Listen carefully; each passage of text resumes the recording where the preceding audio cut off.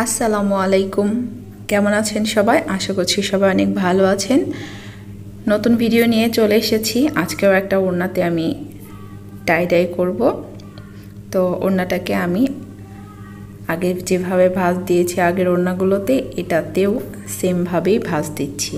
অনেকটা কামিজ কাটিংয়ের ভাঁজ, 2 ভাঁজ 4 পার্ট। তো ভাঁজ রেডি। এখন আমি আমার যে প্যাটার্নটা আঁকবো সেই প্যাটার্নটা এঁকে নিচ্ছি। আপনারা আপনাদের ইচ্ছা মতো যে কোনো প্যাটার্ন আঁকতে পারেন, জাস্ট সুন্দরভাবে সেলাই করে সেগুলোকে টেনে টাইট করে বেঁধে নেবেন। যা বাঁধবেন রঙে ডুবালে সেটাই ডিজাইন হয়ে যাবে। নতুন স্টাইলে বাঁধবেন, নতুন ডিজাইন হবে। সো যেহেতু এখানে রঙের খেলার একটা ব্যাপার আছে, ডিজাইন আঁকার ক্ষেত্রে কোনো কার্পণ্য নয়।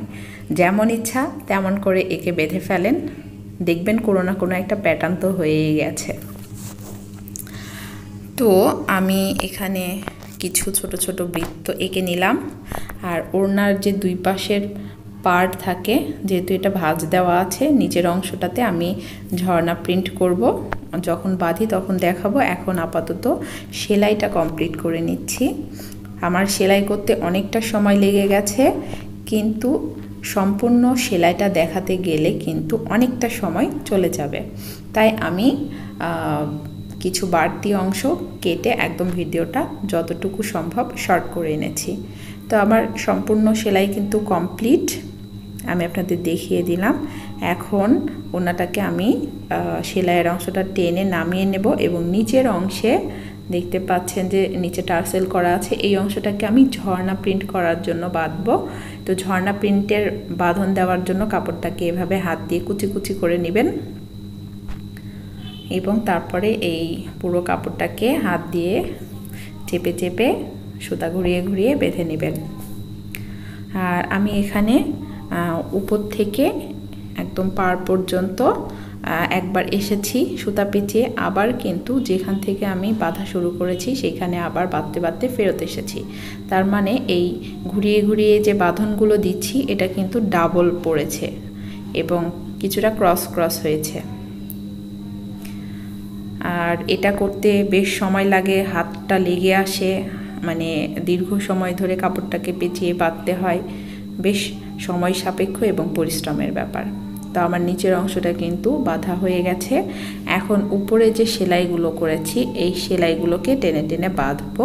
ছোট ছোট বৃত্তগুলো যে আমি করেছিলাম এইগুলোকে সুতাগুলো টান দেওয়ার পরে যে একদম কুঁচকে আসবে সেই বৃত্তের গোড়া বরাবর সুতাটাকে 2-3টা করে প্যাঁচ দিয়ে তারপরে কিন্তু টাইট দিয়ে বাঁধবেন।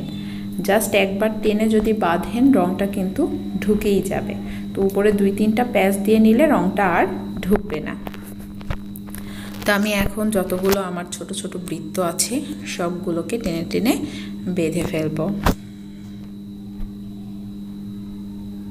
আমার সবগুলো বৃত্ত বাঁধা হয়ে গেছে। এখন যে আমি প্রথমে বড় বড় বৃত্ত এঁকে সূর্যরশ্মির মতো সরল রেখাগুলো এঁকেছিলাম, সেলাই করেছিলাম, সেগুলোকে টেনে টেনে বেঁধে ফেলবো।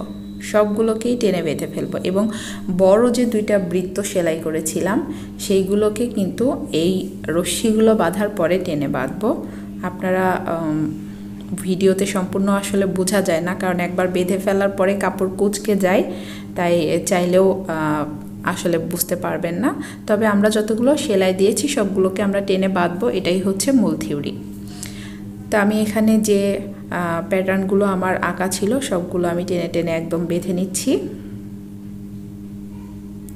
আর চেষ্টা করবেন একবারে গিরো দিয়ে ফেলার, কারণ আমি ফুল গিরো অনেক সময় অনেকে দিতে পারে, কিন্তু ফুল গিরোতে হয় কি যে অনেক সময় টান লেগে খুলে যেতে পারে, আর খুলে গেলে কাপড় ঢিলা হয়ে যাবে আর রং ঢুকে যাবে, আপনার ওখানে কোনো প্যাটার্নই আসবে না। এই জন্য চেষ্টা করবেন একবারে গিরো দিয়ে নেওয়ার। যখন কালার করা হয়ে যাবে তখন আমরা সুতাটা জাস্ট কাঁচি দিয়ে কেটে ফেলবো, ব্যাস হয়ে গেল। তো আমার সূর্যরশ্মিগুলো আঁকা শেষ। এখন আমি একদম কোনায় যে বৃত্ত এঁকেছিলাম সেই বৃত্তটাকেও ঝর্ণা প্রিন্টের মতো একটু কুচি কুচি করে পেঁচিয়ে বেঁধে নিলাম। এখন আমাদের রং করার পালা। ওড়নাটাকে আমি বেশ খানিকক্ষণ পানিতে ভিজিয়ে রেখেছিলাম, নর্মাল পানিতে, এবং তারপরে খুব ভালো করে চিপে নিয়ে এসে রেখে দিয়েছি। এখন মগে টকবগে ফুটন্ত গরম পানি নিলাম।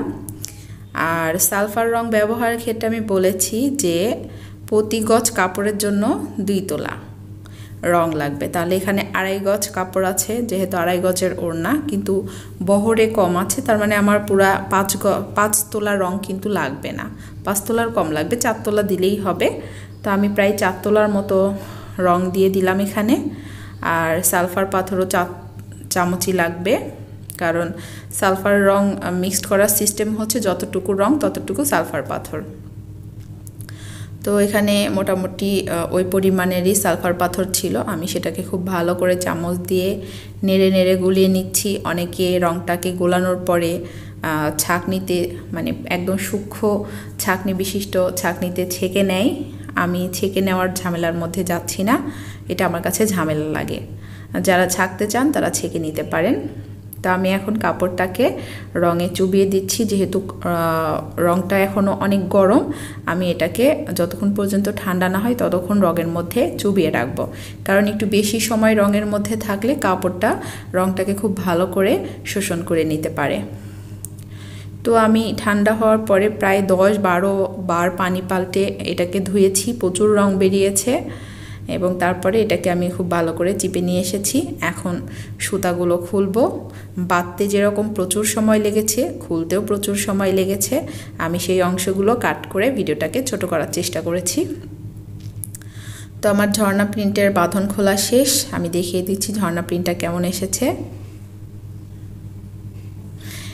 এই যে ঝর্ণা প্রিন্ট বেশ ভালো এসেছে। এখন আমি উপরের যে বাঁধনগুলো দেওয়া ছিল সেগুলোও খুলে ফেলবো।